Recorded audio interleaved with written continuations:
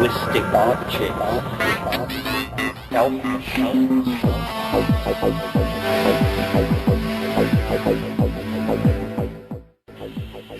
Greetings from Cyberdelic Space. This is Lorenzo, and I'm your host here in the Psychedelic Salon. And I want to welcome you to this, my 100th podcast from the Psychedelic Salon. A few weeks back, in response to an email inquiry from one of our fellow saloners, I said that I didn't have any plans to do anything special for my 100th program. And that was true. 3 weeks ago, I had no idea what I was going to do for the program today. But then the magic began, and synchronicities, you might call them, or maybe this is all just a big coincidence, but here's what happened. I received an email from a fellow saloner who told me about some cassette tapes he had from back in the 80s and 90s that were talks Terence McKenna and others had given. Did I want to check any of them out for possible podcasting, he asked. And I'll tell you more about our benefactor at the end of today's program. So I said, sure, send me a few of them and I'll see if they fit. Well, a week later, a box of 7 well-used cassette tapes arrived, and on the top of the pile was one that was a talk that Terence McKenna gave in 1983 at the Psychedelics and Spirituality Conference in Santa Barbara. And I'll have much more to say about that conference and the particular talk that Terence gave in just a little bit. But first, I want to play for you the talk that was on the other side of this tape. Now, I don't expect this to have the same effect on you as it did, and still does, on me. In fact, it's really hard to tell this story because the synchronicity involved in this particular talk, just magically appearing just in time for my 100th podcast, has impacted me in ways that I still don't understand. I'll try to keep this story as brief as possible. Back in 1984, about 1 year after the talk you're about to hear was given, I had my very first experience with psychoactive substances. I was a true drug virgin, hadn't even tried marijuana at that point, and I was almost 42 years old. The substance I first tried was MDMA, and before I even came down from that first experience, I knew with absolute certainty that these magic medicines held the keys to our future as a species, if we are to have one, that is. And in short, my first encounter produced in me a sort of spiritual epiphany, not religious, but spiritual. And so I immediately began to search for anything I could find that supported my very naive view of psychedelic substances. And within days of that experience, what fell into my hands was a worn and tattered mimeograph copy of a talk given by someone called Sasha Shulgin. The title of the talk was Drugs of Perception, and the handwritten notation at the top of the first page simply read, Psychedelic Conference, Santa Barbara, California, 1983. You just really can't imagine my excitement back then to learn that there even had been a psychedelic conference. You know, I was sure it must have been held in some secret location with all kinds of security. Keep in mind that this was at the beginning of the Reagan years, and the drug war was just really getting up to speed. In Texas, where I was living at the time, people were getting 40-year sentences just for having a single joint in their possession. Back then in Dallas, Texas, in the Irish Catholic Republican lawyer circles I ran in, you never even mentioned the word drugs. And what I was about to learn is that another kind of world existed in parallel, and even in Dallas. And so to make a long story short, I became involved in helping to distribute MDMA to large numbers of people. However, I still had one foot firmly planted in the straight world, and I was firmly convinced that even the pillars of the community in Dallas would come around to our way of thinking once they tried MDMA, or ecstasy as we called it then. And to convince my straight friends to try it for the first time, I had them read that talk by Sasha. And I always called it his Why Do I Do What I Do talk. And it was mandatory reading if you wanted to deal with me.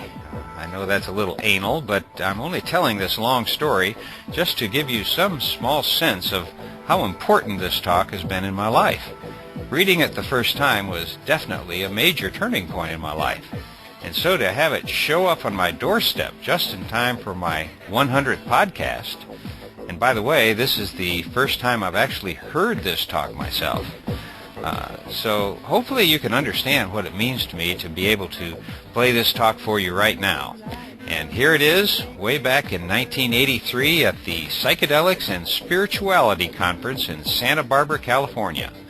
The one and only Sasha Shulgin.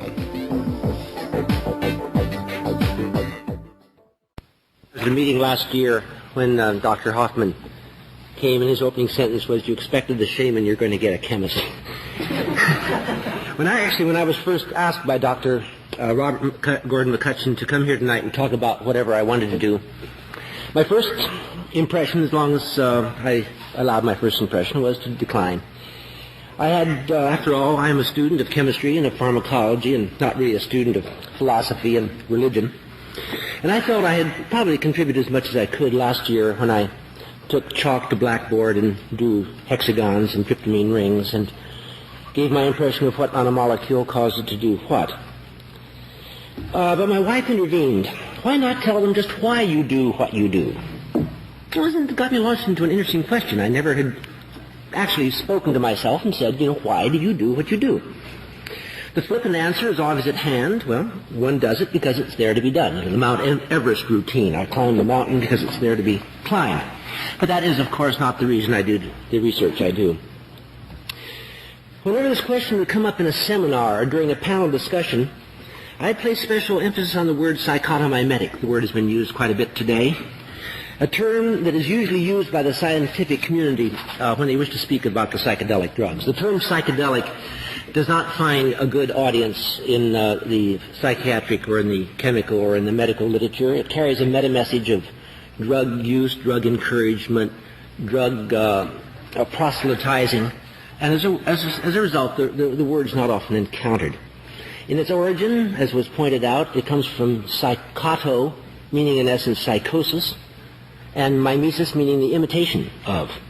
And this indeed is a term that very early in the work in this area that had been given these materials because they had been cast in the role of causing syndrome, causing symptoms that would reflect the character of mental illness.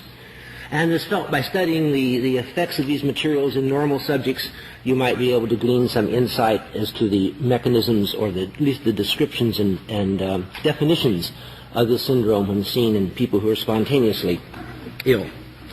This explanation, the search for new psychotomimetics, for materials that would be more exacting in definition of psychosis, is completely logical in that all the but most of the hallucinogenics, the psychedelics that are known, can be classified into materials that are indoles, and there are many in this area, the tryptamines, the more convoluted carbolines, LSD as an ergot-type indole, or it can be classified as phenethylamines. And there are perhaps some 3 or 4 score that are in this classification. The analogs of mescaline compound has been mentioned several times, or the substitution variants of mescaline, or the alpha-methyl compounds that have given rise to the materials that are lumped chemically together as the amphetamines. And there are 2 principal neurotransmitters in the brain. One is an indole, and this is serotonin. One is a phenethylamine, namely dopamine. And it's very desirable from the point of the neurochemist to find pigeonholes that can classify things. Here we have a group of psychedelics that are all indoles, and we have a neurotransmitter that's indolic, serotonin. Here's a group that are all phenethylamines, and we have a neurotransmitter that's phenethylamine. All we have to do is understand why all of these work here and all of those work there, and we shall now know how the neurotransmitters work in the brain. And once we know that, we'll be able to cure mental illness. Well, it's an appealing, and it has not been a particularly rewarding classification. And the explanation, besides being logical, is quite safe, because it's an unthreatening explanation. It's easily accepted by the academic and the administrative community. But the explanation is still not the explanation of why I do what I do. My work is indeed dedicated